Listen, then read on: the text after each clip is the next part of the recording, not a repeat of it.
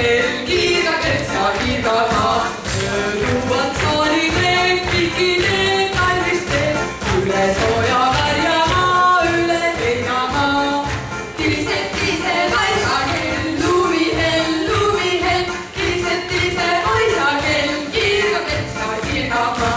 Kell kiivad tuuledel, talvedel, küladel, peksvad külmad igal pool üle kogu maa.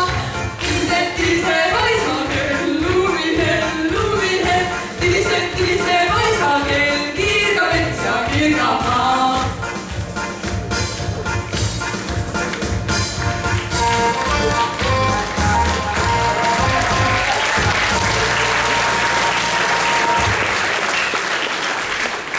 Pärast sellist särsakat esinemist jääb üle vaid ära kuulata žürii kommentaari. Kadri, palun.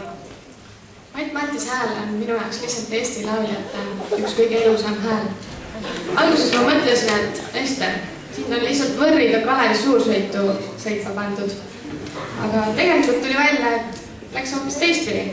Et sul oli võimas mootorratas all ja ätsid polnud häda midagi. Jüri. Mina arvan, et tänane võitjapaar on selgunud. Aitäh! Aga Ester, ma küsiks sellist asja, et tavaelus sa oled nii tagasihoidlik ja vaoshoitud, et hetk tagasi see särts, mis sul siin lava peal oli, kus see tuli?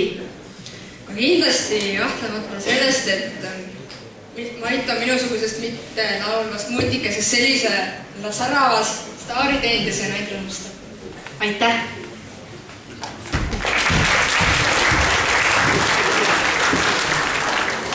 Saade on jõudnud lõpule sirgele ning tänase saate lõpetavad Linna ja Marju. Palun!